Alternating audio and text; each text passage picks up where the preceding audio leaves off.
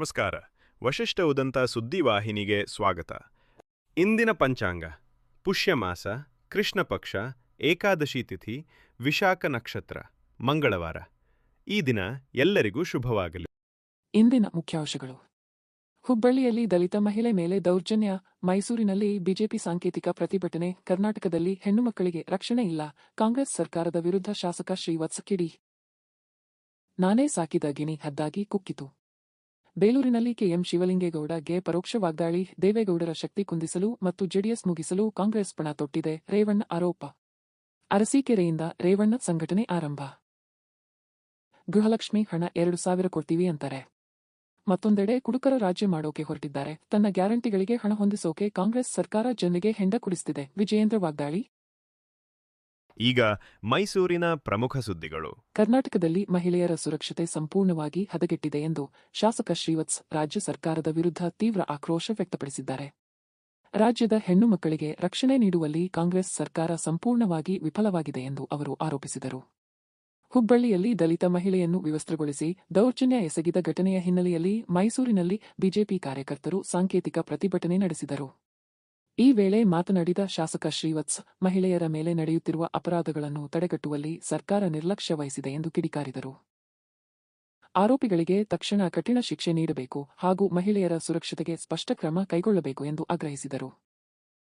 ಕರ್ನಾಟಕದ ರಾಜ್ಯದಲ್ಲಿ ಮಹಿಳೆಯರಿಗೆ ರಕ್ಷಣೆ ಇಲ್ಲ, ರಕ್ಷಣೆ ಕೊಡೋದರಲ್ಲಿ ಸರ್ಕಾರ ವಿಫಲ ಆಗಿದೆ ಅನ್ನುವಂಥದ್ದನ್ನ ಇಟ್ಕೊಂಡು ಇವತ್ತು ನಾವು ಸಾಂಕೇತಿಕ ಪ್ರತಿಭಟನೆಯನ್ನ ಇಡೀ ರಾಜ್ಯಾದ್ಯಂತ ಎಲ್ಲ ಜಿಲ್ಲಾ ಕೇಂದ್ರಗಳಲ್ಲಿ ಮಾಡ್ತಾ ಇದ್ದೀವಿ.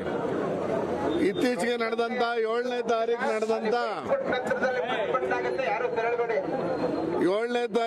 ನಡೆದಂತ ಹುಬ್ಬಳ್ಳಿಯ ಘಟನೆಯ ಹಿನ್ನೆಲೆಯಲ್ಲಿ ಇವತ್ತು ನಾವು ಸಾಂಕೇತಿಕ ಪ್ರತಿಭಟನೆಯನ್ನ ಮಾಡ್ತಾ ಇದ್ದೇವೆ.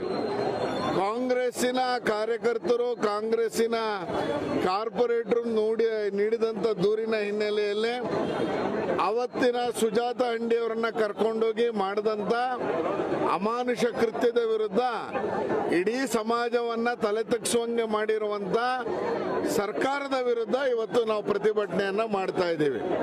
ಇದರಲ್ಲಿ 2 ಅಂಶಗಳು ಕಾಣ್ತಾ ಇದೆ. ಒಂದು, ಮಹಿಳೆಯರನ್ನ ಕರ್ಕೊಂಡೋಗಿ ಆ ಮಹಿಳೆಗೆ ಸೂಕ್ತವಾದಂತ ರಕ್ಷಣೆಯನ್ನ ಕೊಡದೇನೆ 2 ಆಯಾಮಗಳಲ್ಲಿ ಸರ್ಕಾರ ಹೇಳ್ತಾ ಇದೆ. ಒಂದು, ಆ ಹೆಣ್ಣು ಮಗಳೇನೆ ಬಟ್ಟೆಯನ್ನ ಕಳಿಸ್ಕೊಳ್ಳುವಂತ ಪ್ರಯತ್ನವನ್ನ ಮಾಡಿದ್ರು ಪೊಲೀಸ್ ಸ್ಟೇಷನ್ ಅಲ್ಲಿ ಅನ್ನುವಂಥದ್ದು ಒಂದು ಹೇಳಿಕೆ ಆದ್ರೆ, ಇನ್ನೊಂದು ಹೇಳಿಕೆ ಪೊಲೀಸರ ಮೇಲೆ ಬಂದಿರುವಂತ ಆರೋಪ. ಎರಡನ್ನೂ ಸರ್ಕಾರ ಇಷ್ಟೊತ್ತಿಗಾಗಲೇ ನಿವಾರಣೆಯನ್ನ ಮಾಡಬೇಕಾಗಿತ್ತು. ಮೈಸೂರು ಜಿಲ್ಲೆಯಲ್ಲಿ ಕಳ್ಳತನ ಪ್ರಕರಣಗಳು ಮುಂದುವರಿದಿರುವ ನಡುವೆ ಹುಣಸೂರು ತಾಲೂಕಿನ ಹೊಸರಾಮನಹಳ್ಳಿಯಲ್ಲಿ ತಡರಾತ್ರಿ ಕಳ್ಳತನಕ್ಕೆ ಯತ್ನ ನಡೆದ ಘಟನೆ ಬೆಳಕಿಗೆ ಬಂದಿದೆ. ಗ್ರಾಮದ ಪ್ರಾವಿಷನ್ ಸ್ಟೋರ್ಗೆ ನುಗ್ಗಲು ಖದೀಮ ಮೊಬೈಲ್ ಬ್ಯಾಟರಿ ಬೆಳಕನ್ನು ಬಳಸಿಕೊಂಡು ಪ್ರಯತ್ನಿಸಿದ್ದಾನೆ. ಈ ವೇಳೆ ಅಂಗಡಿ ಮಾಲೀಕನಿಗೆ ಅನುಮಾನ ಉಂಟಾಗಿ ಎಚ್ಚರಗೊಂಡ ತಕ್ಷಣ ಕಳ್ಳನು ಯಾವುದೇ ವಸ್ತು ಕಳವು ಮಾಡದೆ ಬರಿಗೈಲಿ ಪರಾರಿಯಾಗಿದ್ದಾನೆ. ಈ ಸಂಪೂರ್ಣ ಘಟನೆ ಅಂಗಡಿಯಲ್ಲಿ ಅಳವಡಿಸಿದ್ದ ಸಿಸಿ ಕ್ಯಾಮೆರಾದಲ್ಲಿ ಸ್ಪಷ್ಟವಾಗಿ ದಾಖಲಾಗಿದ್ದು, ದೃಶ್ಯಗಳು ಇದೀಗ ಸಾಮಾಜಿಕ ಜಾಲತಾಣಗಳಲ್ಲಿ ಹರಿದಾಡುತ್ತಿವೆ. ಪ್ರಕರಣದ ಬಗ್ಗೆ ಮಾಹಿತಿ ಪಡೆದ ಪೊಲೀಸರು ತನಿಖೆ ಕೈಗೊಂಡಿದ್ದಾರೆ. ಈಗ ಹಾಸನದ ಪ್ರಮುಖ ಸುದ್ದಿಗಳು. ಬೇಲೂರಿನಲ್ಲಿ ನಡೆದ ಜೆಡಿಎಸ್ ಕಾರ್ಯಕರ್ತರ ಸಭೆಯಲ್ಲಿ ಮಾಜಿ ಸಚಿವ ಎಚ್ ಡಿ ರೇವಣ್ಣ ಅವರು ಶಾಸಕ ಕೆಎಂ ಶಿವಲಿಂಗೇಗೌಡರ ವಿರುದ್ಧ ನಾನೇ ಸಾಕಿದ ಗಿಣಿ ಹದ್ದಾಗಿ ಕುಕ್ಕಿತು ಎಂದು ಪರೋಕ್ಷವಾಗಿ ವಾಗ್ದಾಳಿ ನಡೆಸಿದರು. ಸಾಣೇನಹಳ್ಳಿ ಶ್ರೀಗಳ ಮಾತು ಇಂದಿನ ರಾಜಕೀಯಕ್ಕೆ ಅನ್ವಯಿಸುತ್ತದೆ ಎಂದು ಹೇಳಿ ಜಿಲ್ಲೆಯಲ್ಲಿ ನಂಬಿಕೆ ದ್ರೋಹಿಗಳಿದ್ದಾರೆ ಎಂದು ಕಿಡಿಕಾರಿದರು. ಈ ಮಾತು ತಮಗೆ ಅನ್ವಯಿಸುವುದಿಲ್ಲ, ನಮಗೆ ದ್ರೋಹ ಮಾಡಿದವರಿಗೆ ಅನ್ವಯಿಸುತ್ತದೆ ಎಂದು ಸ್ಪಷ್ಟಪಡಿಸಿದರು. ಜೆಡಿಎಸ್ ಪಕ್ಷವನ್ನು ಮುಗಿಸಲು ಕಾಂಗ್ರೆಸ್ ಪಣ ತೊಟ್ಟಿದೆ ಎಂದು ಆರೋಪಿಸಿ, ಈ ಹಿನ್ನೆಲೆ ನಿನ್ನೆಯಿಂದಲೇ ಅರಸೀಕೆರೆಯಿಂದ ಜೆಡಿಎಸ್ ಸಂಘಟನೆ ಕಾರ್ಯ ಆರಂಭಿಸಿರುವುದಾಗಿ ಮಾಜಿ ಸಚಿವ ಎಚ್ ಡಿ ರೇವಣ್ಣ ತಿಳಿಸಿದರು. ಅದಕ್ಕೆ ತಡೆಯಾಗಿ ಜಿಲ್ಲೆಯಲ್ಲಿ ಪಕ್ಷ ಸಂಘಟನೆ ಬಲಪಡಿಸುವುದಾಗಿ ಘೋಷಿಸಿದರು. ಸಭೆಯಲ್ಲಿ ಜೆಡಿಎಸ್ ಮುಖಂಡರು ಹಾಗೂ ಕಾರ್ಯಕರ್ತರು ಭಾಗವಹಿಸಿದ್ದರು. ರಾಜ್ಯ ಸರ್ಕಾರದ ವಿರುದ್ಧ ವಾಗ್ದಾಳಿ ನಡೆಸಿದ ಅವರು, ಕಾಂಗ್ರೆಸ್ ಪಕ್ಷವು ರಾಜ್ಯದ 31 ಜಿಲ್ಲೆಗಳಲ್ಲಿ ಸಭೆಗಳನ್ನು ನಡೆಸಿದೆ. ಮಾಜಿ ಪ್ರಧಾನಿ ದೇವೇಗೌಡರ ಶಕ್ತಿಯನ್ನು ಕುಂದಿಸುವ ಉದ್ದೇಶದಿಂದ ಹಾಸನ ಜಿಲ್ಲೆಯಲ್ಲಿ ಮಾತ್ರ 2 ಬಾರಿ ಸಭೆಗಳನ್ನು ಆಯೋಜಿಸಿದೆ ಎಂದು ಆರೋಪಿಸಿದರು. ಕಾಂಗ್ರೆಸ್ನ ಯಾವುದೇ ತಂತ್ರಗಳು ಜಿಲ್ಲೆಯಲ್ಲಿಂದು ಫಲಿಸುವುದಿಲ್ಲ ಎಂದು ಸವಾಲು ಹಾಕಿದ ರೇವಣ್ಣ, ಜೆಡಿಎಸ್ ಪಕ್ಷವನ್ನು ಮತ್ತಷ್ಟು ಬಲಪಡಿಸಿ ಕಾರ್ಯಕರ್ತರನ್ನು ಒಗ್ಗೂಡಿಸುವ ಸಂಕಲ್ಪವನ್ನು ವ್ಯಕ್ತಪಡಿಸಿದರು.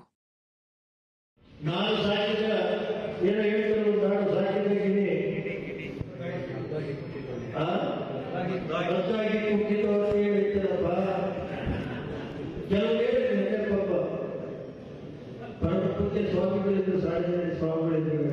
ಅವರೇನು ಹೇಳ್ಬೋದು, ಇವತ್ತಿನ ರಾಜಕಾರಣಿಗಳು ನಂಬಿಕೆ ದ್ರೋಹಿಗಳಿದ್ದಾರೆ ಅಂತೇಳಿ ಅಧಿಕಾರಿಗಳು ಅದೇ ಬಂದ್ಬಿಟ್ಟು ಇಲ್ಲ ಸಂವಿಧಾನಬೇಕು ಅನ್ವಯ ಆಗಲ್ಲ ಇನ್ನೊಬ್ಬರಿಗೆ ಯಾಕಂದ್ರೆ ನಾನು ಇನ್ನೊಬ್ಬ ಶಾಸಕರು ಕೂಡಿದ್ರು ಸ್ವಾಮಿಗಳಿಗೆ ತಪ್ಪಿಲ್ಲ. ಕೆಲವು ಈ ಜಿಲ್ಲೆಯಲ್ಲೂ ನಂಬಿಕೆ ದ್ರೋಹಿಗಳಿದ್ದಾರೆ. ಸಾಮಾನ್ಯವಾಗಿ ಸ್ವಾಮಿಗಳು ಹೇಳಿದ್ದೆ ಸತ್ಯ. ಇವತ್ತು ಏನ್ ಕೊಡುಗೆ ಇದೆ, 2 ವರ್ಷ ಏನ್ ಕೊಡುಗೆ ಕೊಟ್ಟಿದ್ದಾರೆ. ನನಗೆ ಕುಮಾರನಿಗೆ ಹೇಳಿದೆ, ನಾನು ಕೆಂಪೇಗೌಡರಿಂದ ಕುಮಾರ್ ಏನ್ ಮಾಡ್ತೇನೆ ಅಂದ್ರೆ ಒಳ್ಳೆಯ ನಂಬಲ್ಲಪ್ಪ, ಅವರು ಏನ್ ಮಾಡ್ತಾರೆ ನಂಬಿಸ್ತಾರೆ. ಕೆಲವು ದುಡಿದರಿಗೆ ಹೊಡಿಬೇಕಾದ್ರೆ ಕಾಲು ನೋಡ್ತಾರೆ. ಅವರ ಪಾಲಿಟೆಕ್ನಿಕ್ ಕಾಲೇಜ್ ಕೊಡಿಸ್ತೇನೆ, ಒಂದು ಇಂಜಿನಿಯರ್ ಕಾಲೇಜ್ ಇರ್ಬೋದು ಕೊಡು, ಚೆನ್ನಾಗಿ ಕೊಟ್ಕೊಡಿ, ಅರ್ಚಕರಿಗೆ ಕೊಟ್ಕೊಡಿ, ಕರ್ಕೊಂಡ್ಬಿಟ್ಟು ರಾಮಪುರ ಕೊಡಿ. ನಾನು ಇಂಜಿನಿಯರ್ ಕಾಲೇಜ್ ಕೊಟ್ಟಿದ್ದೆ 7,000 ರೂಪಾಯಿ. ಹಾಸನ ತಾಲೂಕಿನ ಬಗರ್ ಹುಕುಂ ಸಾಗುವಳಿ ಸಕ್ರಮ ಸಮಿತಿ ಸಭೆಯಲ್ಲಿ ಶಾಸಕ ಎಚ್ಪಿ ಸ್ವರೂಪ್ ಪ್ರಕಾಶ್ ತೀವ್ರ ಅಸಮಾಧಾನ ವ್ಯಕ್ತಪಡಿಸಿದರು. ನಗರದ ತಹಶೀಲ್ದಾರ್ ಕಚೇರಿ ಸಭಾಂಗಣದಲ್ಲಿ ನಡೆದ ಸಭೆಯಲ್ಲಿ ಅಗತ್ಯ ದಾಖಲೆಗಳು ಹಾಗೂ ಅರ್ಜಿದಾರರ ಸಮರ್ಪಕ ಮಾಹಿತಿಯನ್ನು ಒದಗಿಸದ ಉಪ ತಹಶೀಲ್ದಾರ್ ಅವರನ್ನು ಶಾಸಕರು ತರಾಟೆಗೆ ತೆಗೆದುಕೊಂಡರು. ಬಡ ರೈತರು ವರ್ಷಗಳಿಂದ ಭೂಮಿ ಹಕ್ಕಿಗಾಗಿ ಕಾಯುತ್ತಿದ್ದು ಅಧಿಕಾರಿಗಳ ವಿಳಂಬ ಧೋರಣೆಯಿಂದ ಕಡತಗಳು ವಿಲೇವಾರಿಯಾಗುತ್ತಿಲ್ಲ ಎಂದು ಕಿಡಿಕಾರಿದರು. ಸಭೆಗೆ ಪೂರ್ವ ಸಿದ್ಧತೆ ಇಲ್ಲದೆ ಹಾಜರಾಗಿರುವುದು ಅಸಮರ್ಪಕ ಎಂದು ಟೀಕಿಸಿದರು. ಮುಂದಿನ ಸಭೆಯೊಳಗೆ ಎಲ್ಲಾ ಅರ್ಜಿಗಳ ಸಂಪೂರ್ಣ ಮಾಹಿತಿ ಹಾಗೂ ಸರ್ವೆ ವರದಿಗಳನ್ನು ಸಿದ್ಧಪಡಿಸಬೇಕೆಂದು ಖಡಕ್ ಎಚ್ಚರಿಕೆ ನೀಡಿದರು.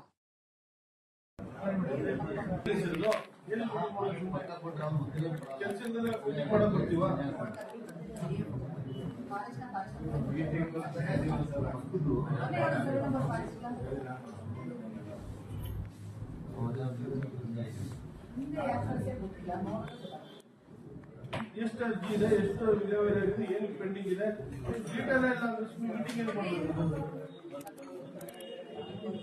ಅಲ್ಲಿಂದ ಉದಾಹರಣೆ ಪ್ರಿಂಟ್ಔಟ್ ತೆಗೊಳಕ್ ಆಗ್ತದೆ ಅಂತ ಹೇಳೋದು, ಡಿಸಿ ಕಳಿಸಿರೋದು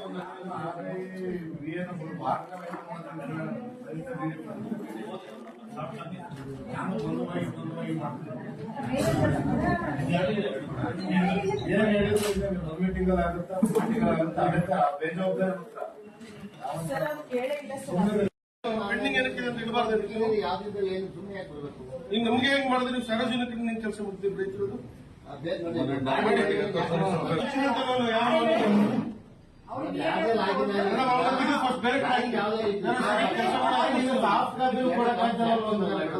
ಡಿಸಿ ಕಳಿಸಿ ಲೆಟರ್ ಕೊಡಿ ಅಂದ್ರೆ ಒಂದು ಕೆಲಸ ಮಾಡಲ್ಲ.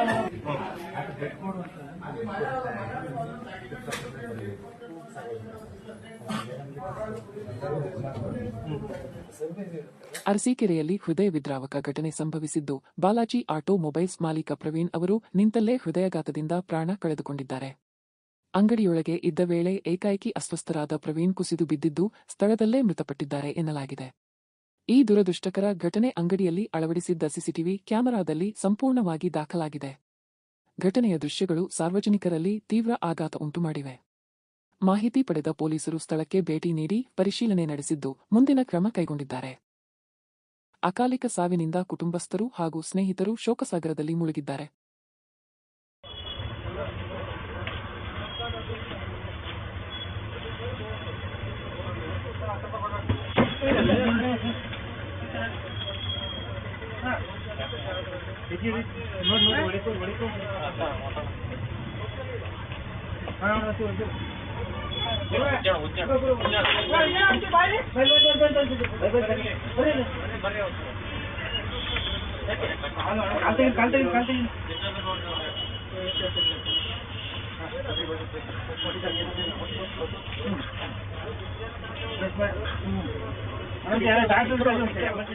ಈಗ ಚಿಕ್ಕಮಗಳೂರಿನ ಪ್ರಮುಖ ಸುದ್ದಿಗಳು. ಸಂಕ್ರಾಂತಿ ಬಳಿಕ ರಾಜ್ಯದಲ್ಲಿ ಸಂಪುಟ ವಿಸ್ತರಣೆ ಅಥವಾ ಮುಖ್ಯಮಂತ್ರಿ ಬದಲಾವಣೆಯಾಗುತ್ತಾ ಎಂಬ ಚರ್ಚೆ ಕುರಿತು ಸಚಿವ ಕೆಜೆ ಜಾರ್ಜ್ ಪ್ರತಿಕ್ರಿಯೆ ನೀಡಿದ್ದಾರೆ.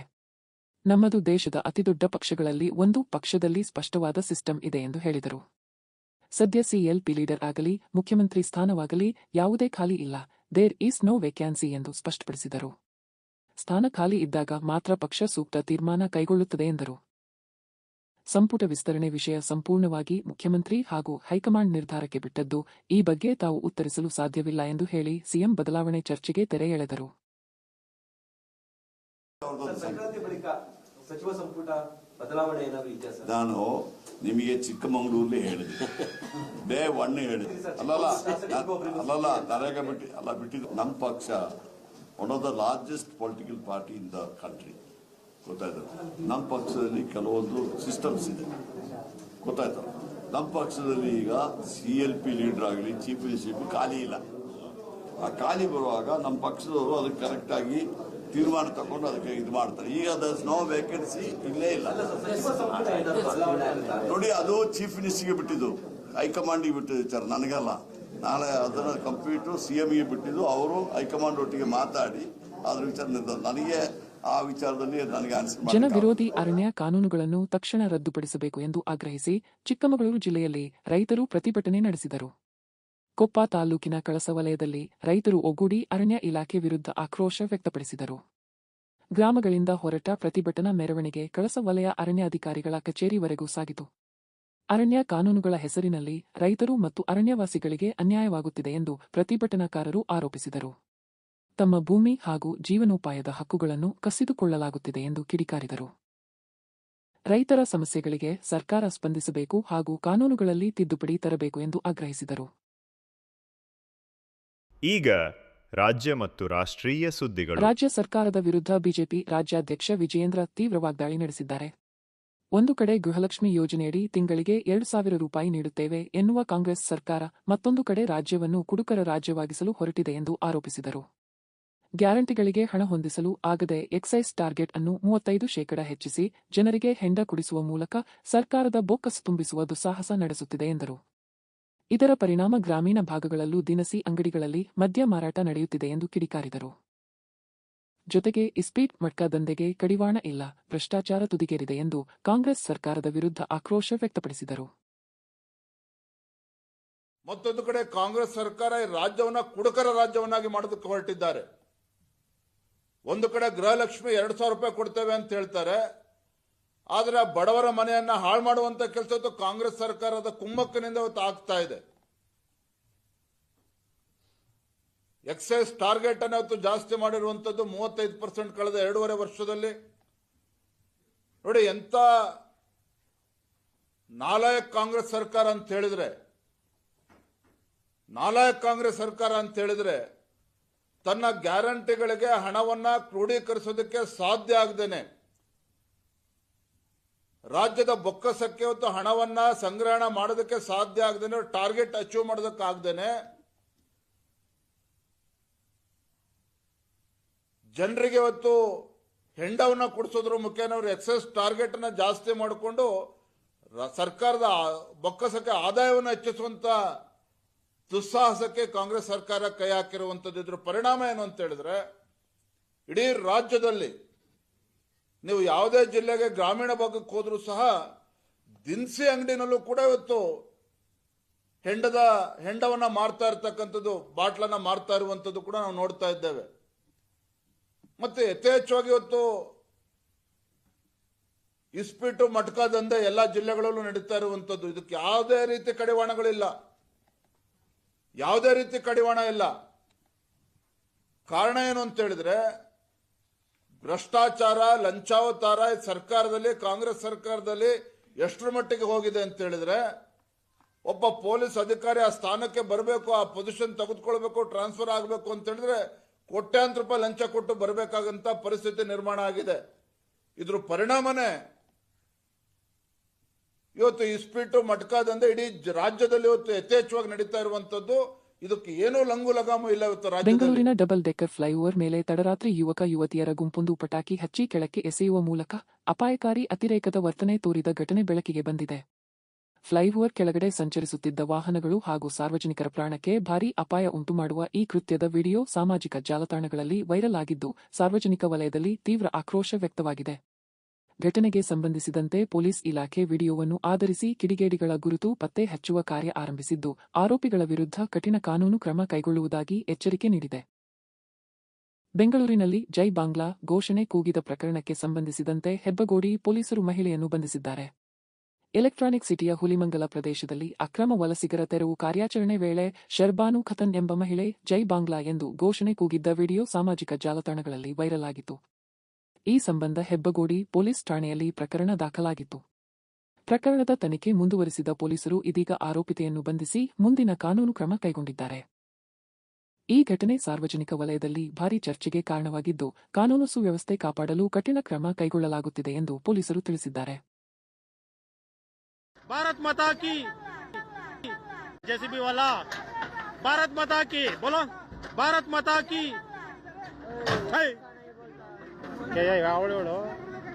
ಮತ್ತೊಮ್ಮೆ ಮುಖ್ಯಾಂಶಗಳು. ಹುಬ್ಬಳ್ಳಿಯಲ್ಲಿ ದಲಿತ ಮಹಿಳೆ ಮೇಲೆ ದೌರ್ಜನ್ಯ, ಮೈಸೂರಿನಲ್ಲಿ ಬಿಜೆಪಿ ಸಾಂಕೇತಿಕ ಪ್ರತಿಭಟನೆ, ಕರ್ನಾಟಕದಲ್ಲಿ ಹೆಣ್ಣು ಮಕ್ಕಳಿಗೆ ರಕ್ಷಣೆ ಇಲ್ಲ, ಕಾಂಗ್ರೆಸ್ ಸರ್ಕಾರದ ವಿರುದ್ಧ ಶಾಸಕ ಶ್ರೀವತ್ಸ ಕಿಡಿ. ನಾನೇ ಸಾಕಿದ ಗಿಣಿ ಹದ್ದಾಗಿ ಕುಕ್ಕಿತು. ಬೇಲೂರಿನಲ್ಲಿ ಕೆಎಂ ಶಿವಲಿಂಗೇಗೌಡಗೆ ಪರೋಕ್ಷ ವಾಗ್ದಾಳಿ, ದೇವೇಗೌಡರ ಶಕ್ತಿ ಕುಂದಿಸಲು ಮತ್ತು ಜೆಡಿಎಸ್ ಮುಗಿಸಲು ಕಾಂಗ್ರೆಸ್ ಪಣ ತೊಟ್ಟಿದೆ, ರೇವಣ್ಣ ಆರೋಪ. ಅರಸೀಕೆರೆಯಿಂದ ರೇವಣ್ಣ ಸಂಘಟನೆ ಆರಂಭ. ಗೃಹಲಕ್ಷ್ಮಿ ಹಣ 2,000 ಕೊಡ್ತೀವಿ ಅಂತಾರೆ. ಮತ್ತೊಂದೆಡೆ ಕುಡುಕರ ರಾಜ್ಯ ಮಾಡೋಕೆ ಹೊರಟಿದ್ದಾರೆ. ತನ್ನ ಗ್ಯಾರಂಟಿಗಳಿಗೆ ಹಣ ಹೊಂದಿಸೋಕೆ ಕಾಂಗ್ರೆಸ್ ಸರ್ಕಾರ ಜನರಿಗೆ ಹೆಂಡ ಕುಡಿಸ್ತಿದೆ, ವಿಜಯೇಂದ್ರ ವಾಗ್ದಾಳಿ. ಇಲ್ಲಿಗೆ ಇಂದಿನ ವಾರ್ತಾ ಪ್ರಸಾರ ಮುಕ್ತಾಯವಾಯಿತು. ಧನ್ಯವಾದಗಳು. ಈ ದಿನ ಎಲ್ಲರಿಗೂ ಶುಭವಾಗಲಿ.